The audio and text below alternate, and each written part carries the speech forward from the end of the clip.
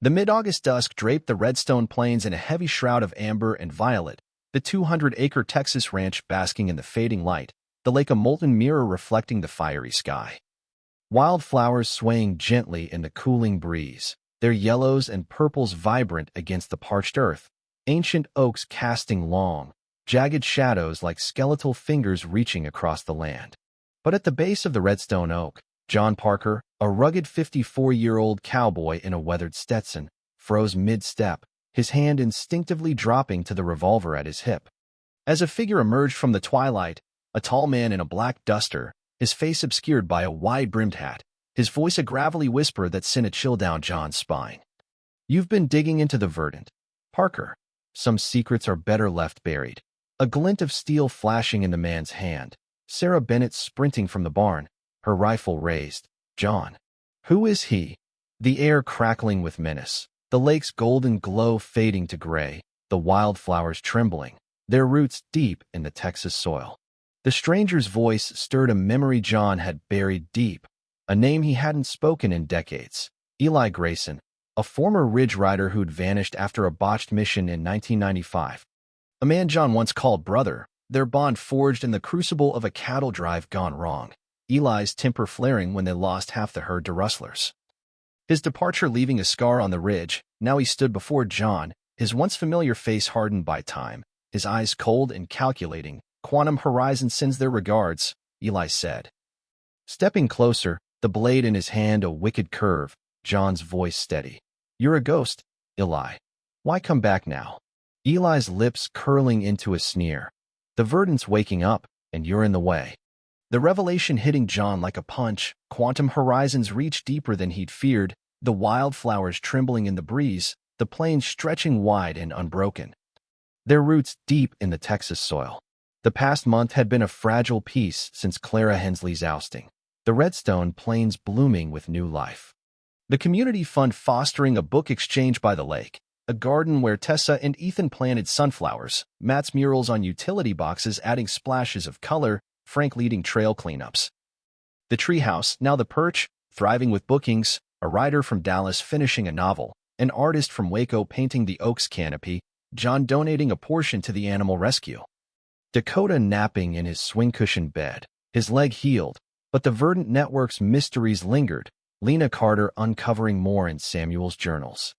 The nodes are connected by ley lines, energy conduits, she'd said at dinner, Dr. Elaninachin adding, they can amplify phenomena, visions, echoes, John nodding, like the barn. But a new tension simmered, Quantum Horizons drones spotted near the Sangre de Cristo Grove, Victor Drake's threats echoing, the lake glowing silver under the stars, the wildflowers enduring, their roots deep in the Texas soil. Eli's return shattered that peace, his presence a harbinger of Quantum Horizons' next move, John signaling Sarah to stand down. "He's an old friend. Gone wrong." Eli scoffing. "Friend? You left me to rot after 95, John's jaw tightening. "You walked away, Eli. Not me." The confrontation interrupted by a low hum, the ground trembling. The Redstone Oak's leaves shimmering with emerald energy, a pulse rippling through the earth, Eli stepping back. "You've got bigger problems than me." Vanishing into the shadows as a Quantum Horizon drone descended, its lights blinding, a voice crackling. "Surrender the regulation key, or we unleash the Verdant's wrath." John drawing his revolver.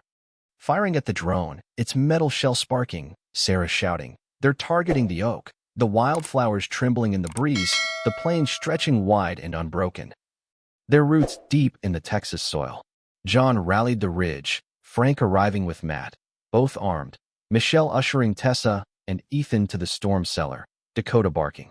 Lena clutching the Verdant tablet. They're trying to destabilize the node.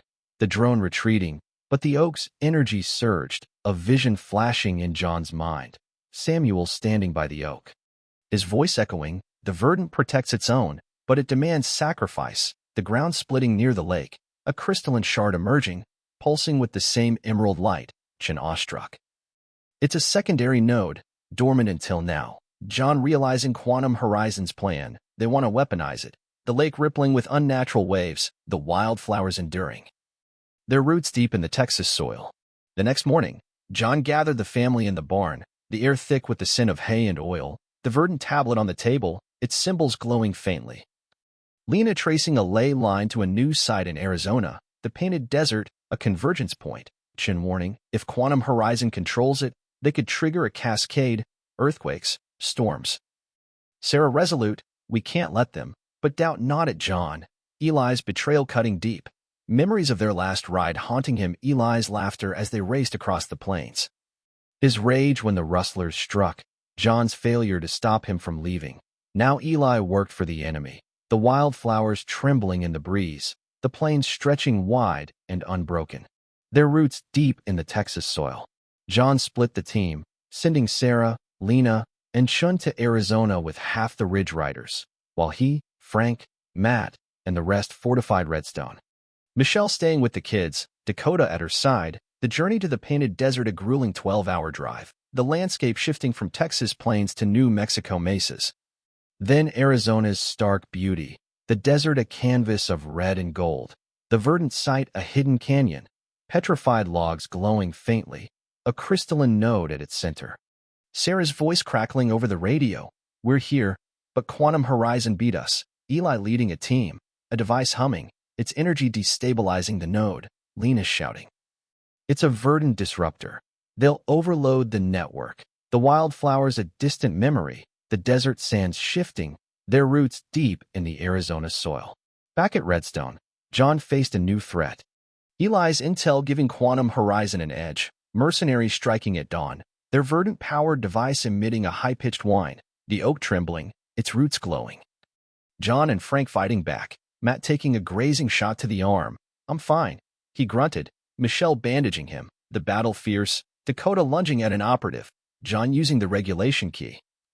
Aligning it with the secondary node, a shockwave of emerald energy repelling the attackers, the device short-circuiting, the mercenaries retreating, Victor Drake's voice over a radio. You can't protect every node, Parker, John Grimm, watch me, the lake glowing silver under the morning sun, the wildflowers enduring, their roots deep in the Texas soil. In Arizona, Sarah led a desperate counterattack, Lena guiding her with the tablet. Channel the node's energy. Sarah fighting Eli hand-to-hand, his blade flashing, her rifle but cracking against his jaw. This isn't you, Eli, his eyes flickering with doubt, the disruptor peaking, Chun disabling it with a surge from the node, a dome of emerald light stabilizing the canyon, Eli escaping. Tell John this isn't over, the petrified logs shimmering, the desert sands settling, their roots deep in the Arizona soil. The teams reunited at Redstone, the tablet revealing more ley lines. Lena warning. The network's waking. More nodes will activate. John reflecting on Eli. He's a shadow of the man I knew. Sarah touching his arm. We'll bring him back. Michelle hugging Matt. You're a hero. Tessa and Ethan with Dakota. The magic trees are safe. Frank gruff. We're not done. John nodding, his Stetson low. The verdant's our legacy. We'll protect it. The oak standing tall, the wildflowers trembling in the breeze, the plains stretching wide and unbroken, their roots deep in the Texas soil.